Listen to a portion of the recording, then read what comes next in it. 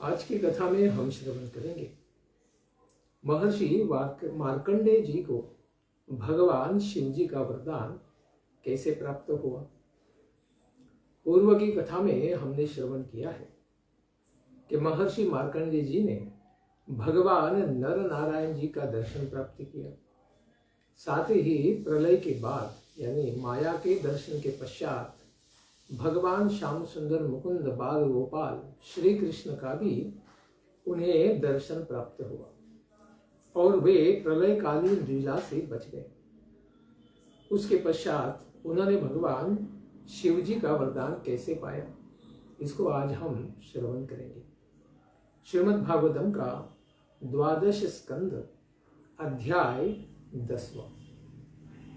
सूत गोस्वामी कहते हैं कि महर्षि मार्कंडेय जी भगवान श्री नारायण के द्वारा निर्मित माया का वैभव पूरी तरह बहुत ही लंबे समय के लिए अनुभव करके उन्हीं भगवान नारायण की शरणागति स्वीकार करते। तमेव शरणम ययौ। और फिर मार्कंडेय जी कहते हैं, प्रसन्नो प्रपन्नोस्मि अंग्रिमूलम ते प्रपन्ना भयदम हरि। हे प्रभु, मार्कंडेय जी कहते हैं, आपकी सत्य के समान प्रतीत होने वाली यह माया जो काफी भ्रम उत्पन्न कराती है और जीव को भ्रमित कर देती है, इसके द्वारा आपके भजन के अभाव में अगर व्यक्ति इस भ्रम में माया के भ्रम में भ्रमित हो जाए और आपका भजन अगर न करे तो भ्रमित होकर वो मानता है कि मैं बड़ा ज्ञानी हूं। इस प्रकार से अत्यधिक मोहित होकर अज्ञान में पड़ जाता है। इसी के कारण शरणागत जीवों को सदा ही अभय प्रदान करने वाले आपके दिव्य चरण कमलों की मैं शरणागति स्वीकार करता हूं। तो सूत गोस्वामी कहते हैं कि इस प्रकार जब भगवान नर नारायण जी को भगवान नारायण को प्रसन्न करने वाले ऐसे मार्कंडेय मुनि के ऊपर शिव जी का भी अनुग्रह होता है, क्योंकि माता पार्वती जी के साथ अपने गणों से घिरे हुए भगवान शिव जी नंदी पर सवार होकर स्वर्ग लोक में भ्रमण कर रहे थे। उसी तरह से एकाग्र चित्त वाले महर्षि मार्कंडेय जी को भगवान शिव जी ने देखा कि किस प्रकार से अभी माया का दर्शन और भगवान का दर्शन करने के पश्चात मार्कंडेय जी शांत हो गए हैं। तो इस प्रकार महर्षि मार्कंडेय जी को ध्यान की अवस्था में देखकर पार्वती जी ने भगवान शिव जी से कहा कि हे भगवान, शांत मन इंद्रिय तथा अंतःकरण वाले इस महान विप्र को तो आप जरा देखिए।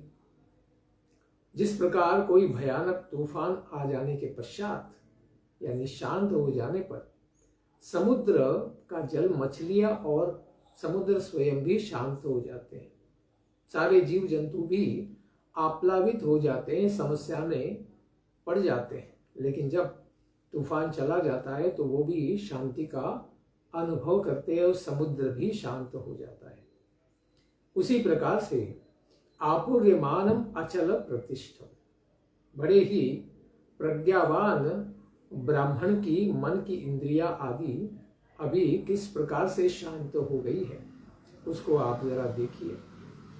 आप तो समस्त सिद्धियों को देने वाले हैं, इसीलिए इस भगवत भक्त भगवान के शरणागत भक्त को भी आप कोई सिद्धि प्रदान करें।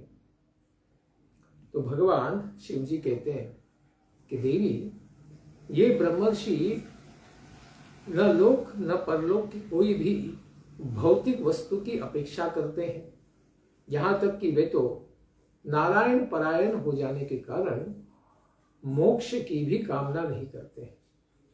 इनको श्री भगवान के चरणों में परमा भक्ति की प्राप्ति हो गई है। इसलिए हे पार्वती, फिर भी इन साधु पुरुष से हम बात तो अवश्य ही करेंगे। साधुना संवदिष्याम, क्योंकि संत पुरुषों की संगति ही मानव जीवन का सबसे बड़ा लाभ है, क्योंकि जब तक संतों का संपर्क नहीं होगा तब तक इस माया से भ्रमित जीव किसी भी प्रकार से ज्ञान को प्राप्त नहीं हो सकता है। इसीलिए ऐसे भक्तों का दर्शन करना तो हमारे लिए भी आनंद और भगवान की कृपा का ही क्या है, आशीर्वाद है। इसीलिए सूत गोस्वामी कहते हैं, इस प्रकार से जब शिवजी महाराज ने माता पार्वती जी से कहा तो सभी प्राणियों के हृदय में निवास करने वाले, सभी शरीरों में रहने वाले और समस्त विद्याओं के प्रवर्तक भगवान शिवजी महर्षि मार्कंडेय जी के पास में चले आते हैं। संपूर्ण जगत के नियामक ऐसे भगवान गौरी शंकर के आगमन का भी पता महर्षि को पता नहीं चल पाया था, क्योंकि वे अपने मन बुद्धि अहंकार से परे आत्मा के परम आश्रय विग्रह भगवान नारायण के शरणागत होने से समाधिस्थ थे। तो इस प्रकार माता गौरी और शंकर जी आए हैं उसका उन्हें पता नहीं चला था, क्योंकि उनकी सारी इंद्रिया और बुद्धि, इनकी वृत्तियां भी शांत हो गई थी। अतएव उनको अपनी आत्मा और विश्व का भी कोई पता नहीं था। इतने भगवत भावना भावित हो गए थे। इस प्रकार सूत गोस्वामी कहते हैं, सर्वशक्तिमान भगवान कैलाशपति शिव जी इस बात को जानकर योग माया के द्वारा फिर क्या करते हैं, मुनिवर मार्कंडेय जी के अंतःकरण में, चित्त में उसी प्रकार से प्रवेश कर जाते हैं जिस तरह वायु किसी छिद्र में प्रवेश कर जाती है। इस प्रकार से फिर भगवान शिव जी भी साक्षी हैं, तो वे भी जीवों के हृदय में प्रवेश कर सकते हैं, मन में, स्वप्न में प्रवेश कर सकते हैं। इसी प्रकार से अपने प्रिय भक्त मार्कंडेय जी के चित्त में उन्होंने प्रवेश किया। तो मार्कंडेय महर्षि ने देखा कि उनके अंतःकरण में भी शिव जी का दर्शन हो रहा है। उनकी बिजली के समान पीली जटाएं हैं, 10 भुजाएं हैं, बहुत ही अजानुलंबित शरीर है और उनके त्रिनेत्र हैं। उदित होते हुए सूर्य के समान उनकी कांति भासमान हो रही है। वे शरीर पर व्याघ्रांबर धारण किए हुए हैं, हाथ में शूल, खटवांग, खड्ग, ढाल, रुद्राक्ष, इनकी मालाएं, डमरू, खप्पर, तलवार और धनुष धारण किए हुए हैं। मार्कंडेय महर्षि अपने हृदय में अकस्मात इस रूप को देखकर आश्चर्यचकित हो गए कि अपने परम आराध्य चराचर जगत गुरु साक्षात शिव जी मन में प्रकट हो गए। ये क्या है, कहां से आ गए? इस प्रकार की वृत्तियों को देखकर उन्होंने बड़ा विस्मित होकर अपनी आंखें खोल दी। नेत्रे उन्मील्य, इस प्रकार जब मार्कंडेय ऋषि जी ने अपनी दोनों आंखों को शांति से खोला, तब देखते हैं कि तीनों लोकों के स्वामी जगत गुरु साक्षात शिव जी माता पार्वती के साथ, अपने भूत गणों के साथ, सबके साथ पधारे। पूरा शिव दरबार उन्हें दर्शन दे रहा है।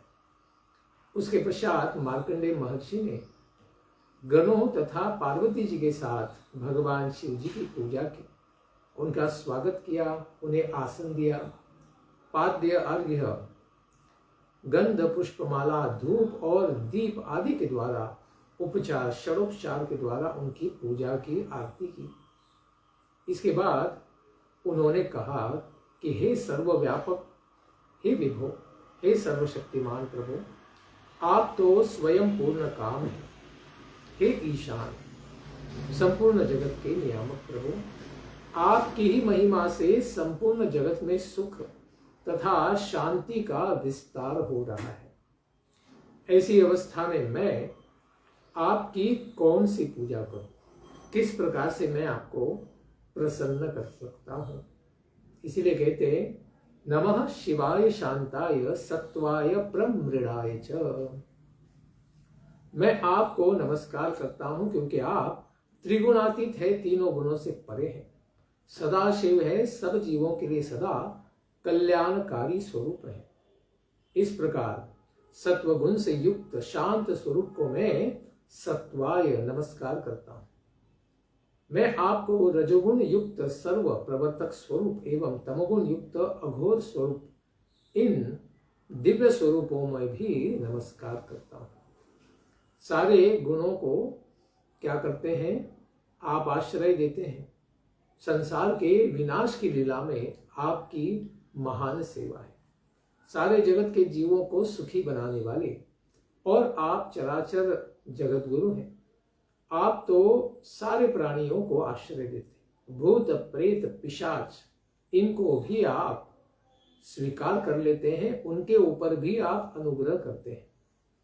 इस प्रकार स्तुति किए जाने पर आदिदेव भगवान महादेव शिव जी तथा संतों के आश्रय में वे बड़े ही प्रसन्न हो गए। इस प्रकार सदा प्रसन्न रहने वाले वे स्मित हास्य करते हुए मार्कंडेय जी से इस प्रकार से कहते हैं, वरम वृणीश्व। मार्कंडेय जी को वे कहते हैं कि महर्षि, ब्रह्मा, विष्णु और मैं, हम तीनों वरदान देने वालों के स्वामी हैं। हम लोगों का दर्शन कभी भी व्यर्थ नहीं जाता है, और खास करके हमारे भक्तों के लिए और हमारे शरणागत जीवों के लिए। इसलिए हम लोगों से ही वरदान प्राप्त करके मरणशील मनुष्य, मरते व्यक्ति भी अमृत हो जाता है। ब्राह्मण स्वभाव से ही तो परोपकारी, शांत चित्त और अनासक्त होते हैं। वे किसी के साथ बैर नहीं रखते। समदर्शी होने के साथ साथ हम तीनों में से किसी के एकांत भक्त हो जाते हैं। एक तो ब्रह्मा जी के, एक तो शिव जी के, या फिर नारायण के अवश्य ही भक्त बन जाते हैं। वेदों का, पुराणों का दिव्य ज्ञान प्राप्त करके भगवान की वंदना में, स्तुति में सदा ही लग जाते हैं। इस प्रकार से ब्राह्मणों का सदा ही कल्याण होता रहता है। बस उन्हें इन तीनों में से किसी के भक्ति में लग जाना चाहिए। उसमें भी भगवान नारायण की भक्ति करने से तो और अधिक लाभ होगा। इस प्रकार समस्त लोक एवं लोकपाल ऐसे ब्राह्मण की वंदना, अर्चना और उपासना करते हैं, क्योंकि ब्राह्मण भगवान की उपासना करते हैं, इसीलिए वे भी वंदनीय हो जाते हैं। शिव जी कहते हैं कि मैं भगवान ब्रह्मा तथा संपूर्ण जगत के नियामक भगवान श्री हरि उन ब्राह्मणों की सेवा में संलग्न रहते हैं, क्योंकि वे धरती के ऊपर पूरी तरह भगवान ने दिया हुआ धर्म, उसको प्रस्थापित करने में, उसको सारे जगत को पठन पाठन यजन याजन दान प्रतिग्रह के द्वारा संस्थापित और संचलन करने के लिए मदद करते हैं।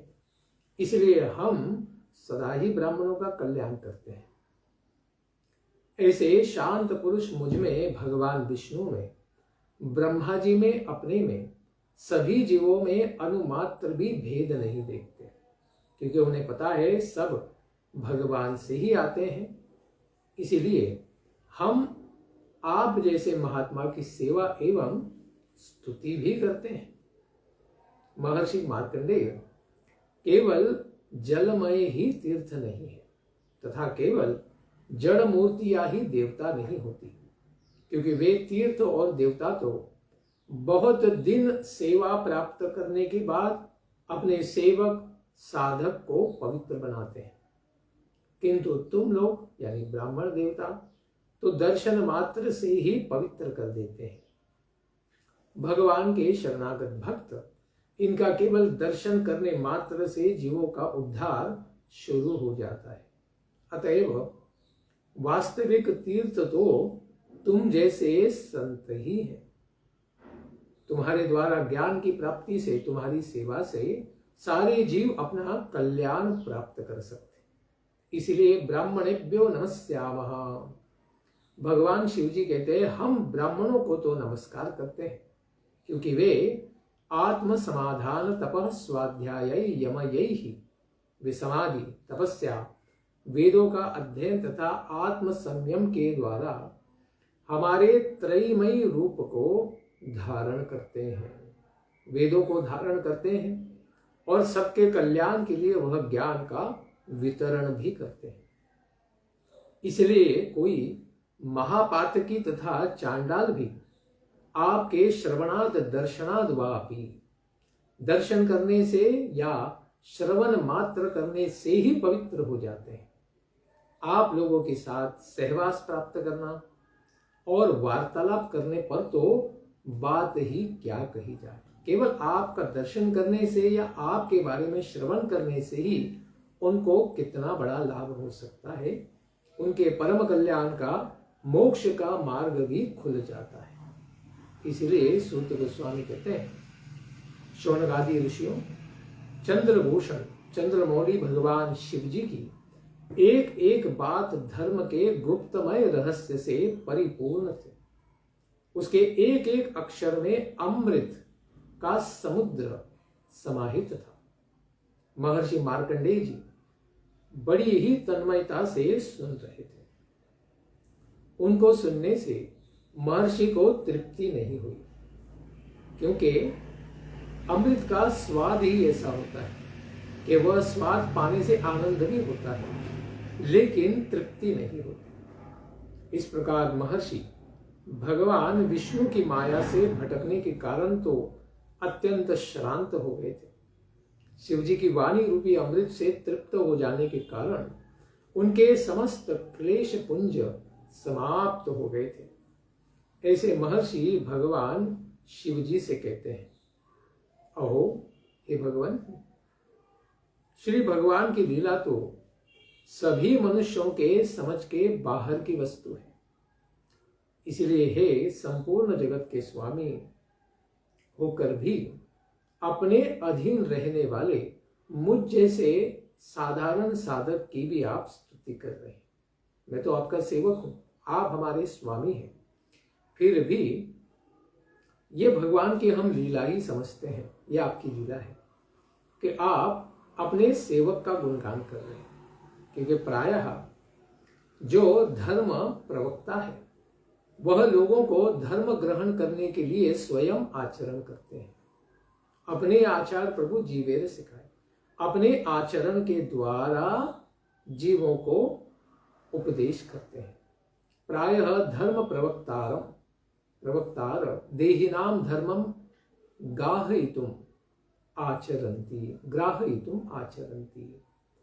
इस प्रकार प्रचार करने वाले को भी धर्म का पालन अवश्य करना चाहिए, क्योंकि उसके पालन के द्वारा ही वो दूसरे जीवों के द्वारा सरलता से धारणीय हो जाता है। इसलिए धर्म का अनुमोदन करते हैं तथा धर्म का पालन करने वाले स्तुति भी करते हैं। किनका? जो धर्म में केवल प्रवेश कर रहे, सारे नियम तो जानते भी नहीं, पालन भी नहीं कर रहे, लेकिन थोड़ा सा भी भगवान का नाम जप करना शुरू कर दिया, गीता का पाठ शुरू कर दिया, कभी मंदिर में दर्शन के लिए चले गए तो उनका भी साधु संत गुणगान करते। वो कुछ बड़े महात्मा नहीं बन गए, लेकिन महात्मा बनने के मार्ग पर उन्होंने एक कदम तो आगे बढ़ाया है। इसीलिए जैसे जादूगर अनेक खेलों को खेल दिखाता है, खेलों में खेल दिखाता है, लोगों का मनोरंजन करता है, और उन खेलों से उसके प्रभाव में कोई भी अंतर नहीं आता। वो स्वयं कभी भी अपने दिखाए गए कर्तव्य से कभी भी भ्रमित नहीं होता है, भले ही देखने वाले लोग उस जादू को देखकर भ्रमित हो जाते हैं। अतः वैसे ही आप अपनी स्वजन मोहिनी माया की वृत्तियों को स्वीकार करके किसी की स्तुति आदि करते हैं। आप क्या करते हैं? आप मोहित नहीं है, लेकिन आप अपने प्रेम से, स्नेह से अपने साधक भक्त को भी मोहित कर देते हैं, क्योंकि आप उसकी स्तुति कर रहे हैं। किंतु उससे आपकी महिमा में तो कोई अंतर नहीं आता है। ये तो केवल आप एक जादू का खेल ही खेल रहे हैं। इसीलिए स्वप्न दृष्टा के समान अपने मन से ही जगत की सृष्टि करके तथा उसमें पुनः प्रवेश करके कर्ता न होने पर भी गुणों के आप क्या बन जाते हैं? कर्ता होने पर भी, यानी आपसे ही सारे गुण प्रकट हैं, फिर भी आप मानो उन गुणों में खेल रहे हैं। आप में कोई तमोगुण नहीं है, लेकिन आप स्मशान का भस्म लगा लेते हैं और अवधूत वेश धारण करते हैं, यानी कोई वेश भी धारण नहीं करते, कपाल आदि की माला, मुंडमाला पहन लेते हैं। ये सब तो तामसिक लोगों के कार्य हैं, लेकिन आप कभी भी इनको करने पर भी तामसिक नहीं होते हैं। आप तो केवल उस प्रकार के उन गुणों से बाधित जीवों को अपने प्रति आकर्षित करते हैं, क्योंकि आपकी भक्ति करने से उनका उद्धार का मार्ग खुल सके। इसीलिए हे भगवान, आप तीनों गुणों से परे हैं। आप केवल अद्वितीय ब्रह्म स्वरूप तथा गुरु स्वरूप है। ऐसे ब्रह्म मूर्ते गुरवे नमः, मैं आपको सादर नमस्कार करता हूँ। कम वृणे, हे अनंत देव, मैं आपके दर्शन से बढ़कर और ऐसी कौन सी वस्तु है जिसको आपसे मांगू? आपके दर्शन मात्र से ही तो मनुष्य पूर्ण काम और सत्य काम हो जाता है। तो मैं जब आपके दर्शन रूपी हीरे को प्राप्त हूं, तो संसार के मोह रूपी कांच के टुकड़ों की अपेक्षा क्यों करूंगा? वरम एकम वृणे अथापि, फिर भी आपने मुझे दर्शन दिया है और आपने मुझे आग्रह किया है कि मैं आपसे कोई प्रार्थना करूं, अपेक्षा करूं। तो अपने आप में परिपूर्ण कामनाओं को पूर्ण करने वाले आपसे मैं एक ही वरदान चाहता हूं। एकम वरम वृणे, क्या बोलते हैं?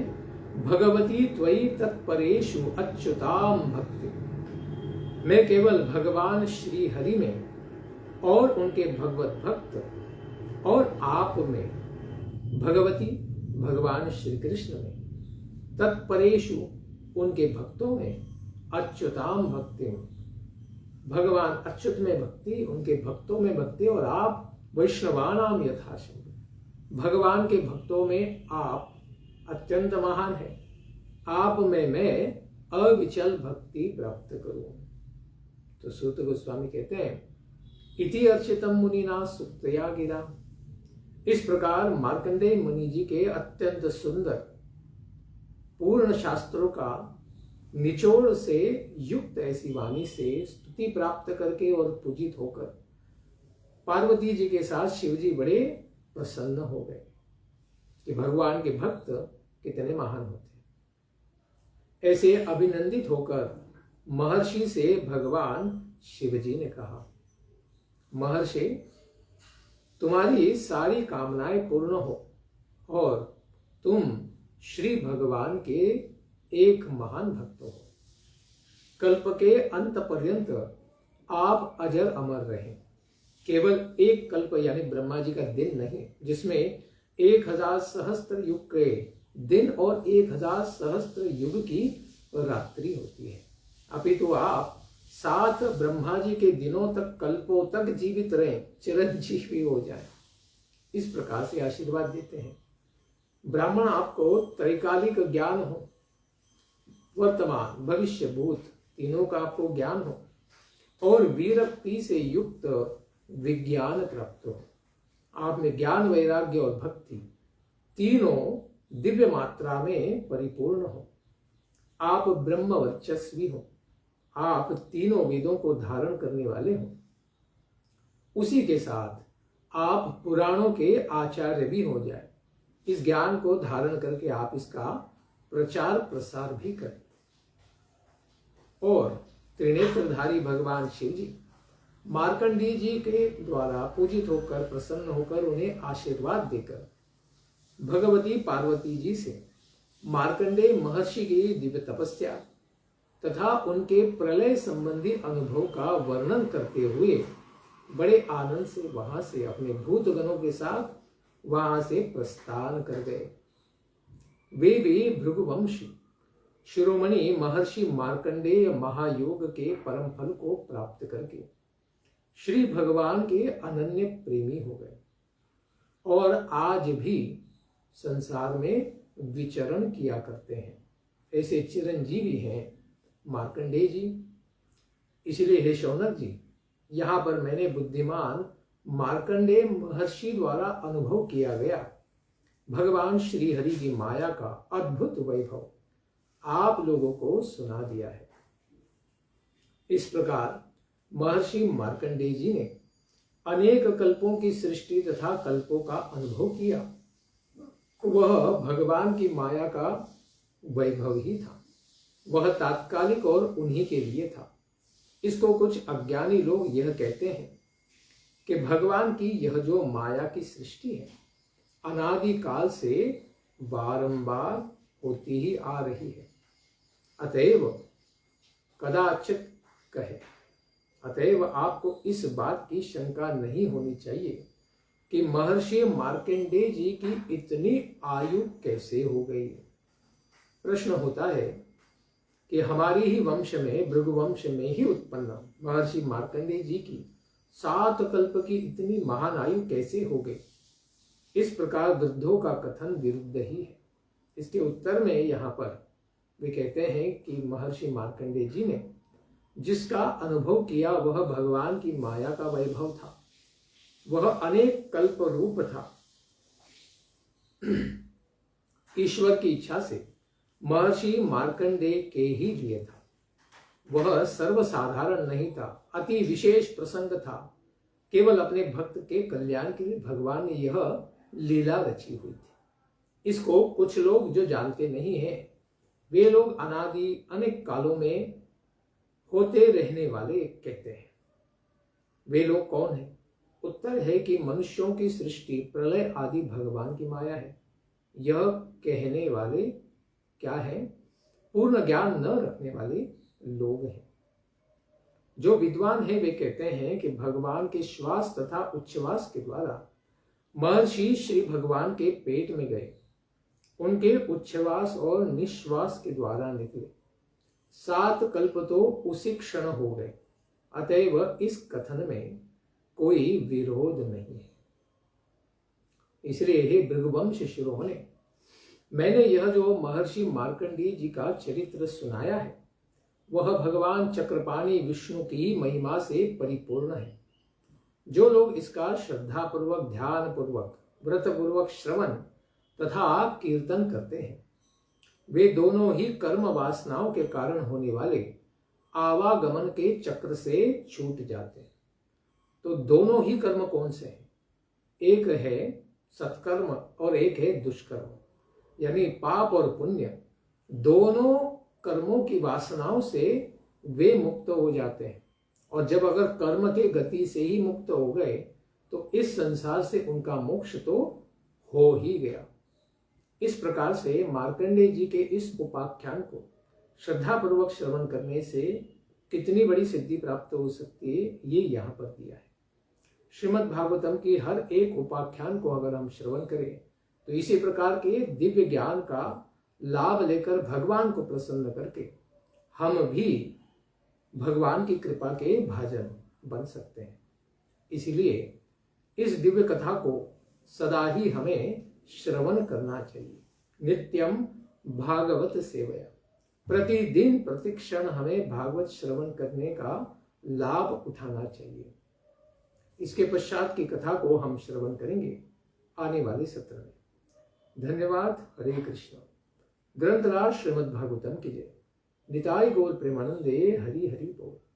जय जय श्री राधे श्याम, जय जय श्री वृंदावन धाम। मार्कंडेय मुनि के उपाख्यान की जय। भगवान शिव जी, माता पार्वती की जय। भगवान आदि नारायण श्री कृष्ण भगवान की जय।